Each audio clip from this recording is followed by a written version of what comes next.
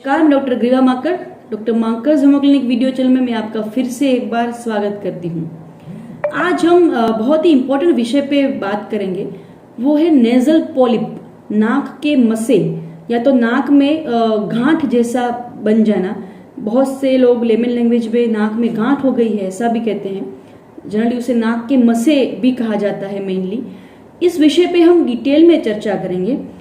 इस विषय पे हम बात करेंगे मेनली कि क्यों नेजल पॉलिप्स होते रहते हैं, क्यों नेजल पॉलिप्स बार बार होने की समस्या रहती है, किस तरीके से वो डेवलप होते हैं, और अगर नाक के मसे के लिए अगर आपको सर्जरी करवाने की अगर एडवाइस मिलती भी है तो क्यों इतनी कारगर नहीं साबित होती है सर्जरी, और क्यों लोग थक के घूम के फिर से होम्योपैथ के पास आते हैं और होम्योपैथिक मेडिसिन से उसको हर पेशेंट को क्यों इतना आराम मिलता है। तो ये सारे विषय पे आज हम बात करेंगे। हमारा अगला वीडियो भी बनेगा कि नेजल पॉलिप के लिए होम्योपैथिक मेडिसिन कौन सी है। ऐसी अलग अलग मैं आपको 5 से 6 मेडिसिन के बारे में भी बताऊंगी अलग वीडियो में, तो देखते रहिएगा और इस वीडियो को भी आप एंड तक सुनिएगा, आपके लिए जरूर इंपॉर्टेंट है ये सारी माहिती। तो चलिए शुरू करते हैं। First of all, nasal polyp नाक के मसे कैसे बनते हैं उसके बारे में हम ब्रीफ समझते हैं। तो हमें शरीर का जिन एरियाज में इंजुरी होती है या तो कुछ ऐसा फ्रिक्शन जैसा होता है, उन एरियाज में हमारे शरीर में ओवरग्रोथ हो जाने की संभावनाएं बढ़ जाती है।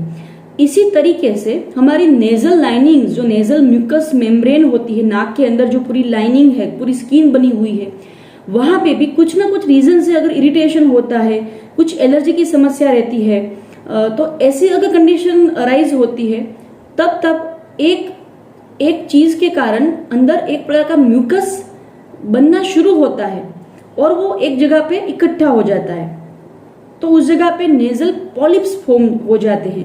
पॉलिप जैसा एक स्ट्रक्चर फॉर्म हो जाता है, मसे जैसा लगता है, और इसका रीजन जैसे मैंने बताया कि इरिटेशन सा ही होता है।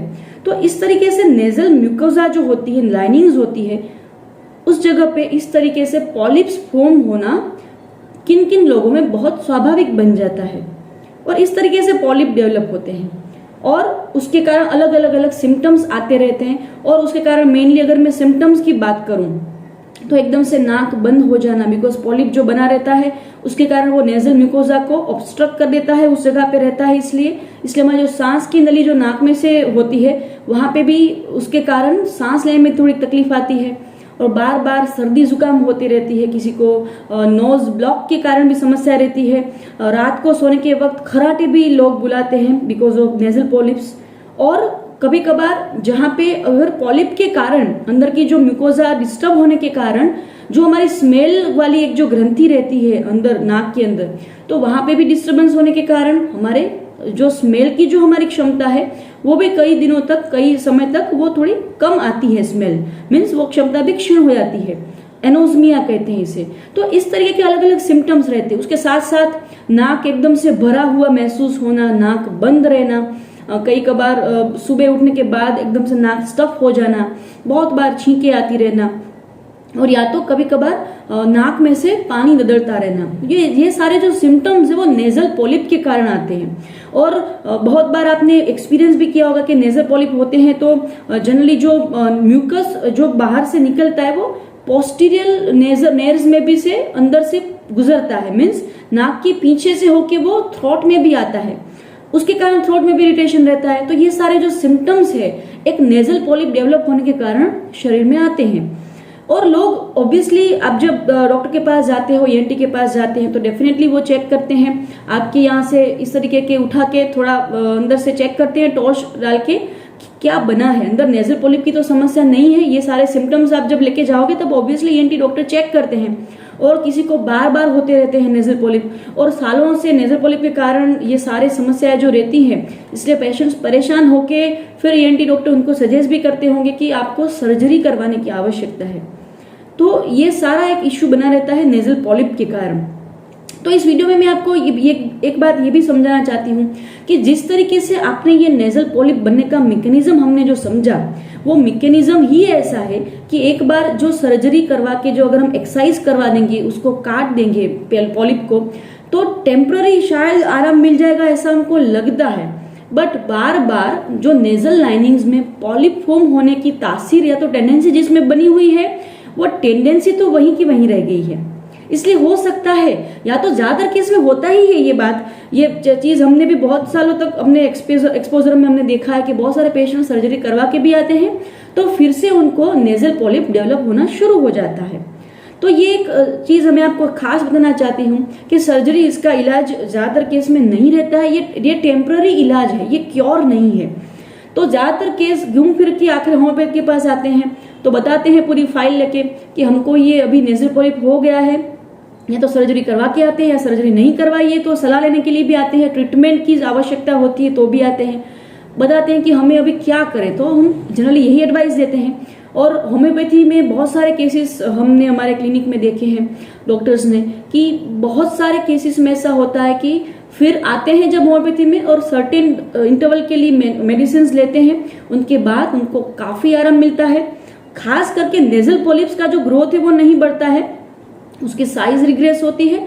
और खास करके जो भी सिम्टम्स आते हैं सालों से नेजल पॉलिप के कारण, वहां पे अगर एलर्जिक पेशेंट है, साइनसाइटिस का पेशेंट है और नेजल पॉलिप बना है, जो ज्यादातर केसेस में देखा गया है, तो अगर ऐसा रहता है तो डेफिनेटली साइनसाइटिस की समस्या और एलर्जी की समस्या पे भी होम्योपैथ फोकस करते हैं, क्योंकि वही उनकी जड़ से जो होती है कंप्लेंट, उसका वो इफेक्टिव क्योर दे पाए। तो एलर्जी की अगर बनी हुई है, उसके कारण नेजल पॉलिप्स होते रहते हैं, तो वो एलर्जी की समस्या को भी होम्योपैथी मेडिसिन बहुत अच्छे से जड़ से रिमूव कर सकती है, और नेजल पॉलिप के सिम्टम्स को भी और नेजल पॉलिप खुद को भी। तो इस तरीके से होम्योपैथ काम करते हैं।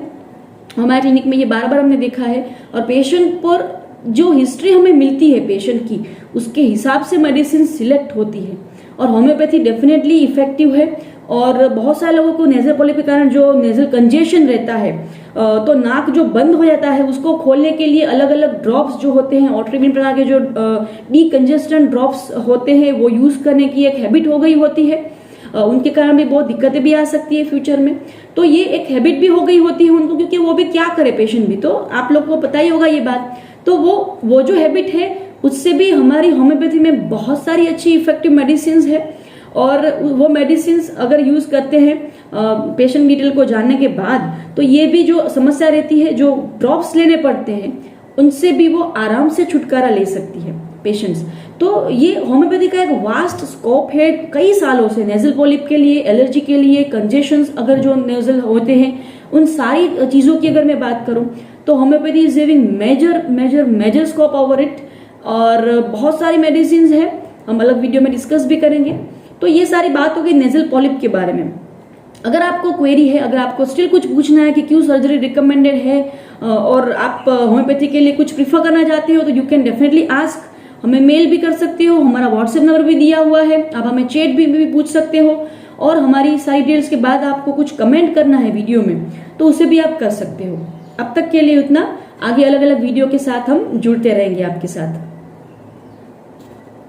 करवाने की अगर एडवाइस मिलती भी है, तो क्यों इतनी कारगर नहीं साबित होती है सर्जरी, और क्यों लोग थक के घूम के फिर से होम्योपैथ के पास आते हैं, और होम्योपैथिक मेडिसिन से उसको, हर पेशेंट को क्यों इतना आराम मिलता है।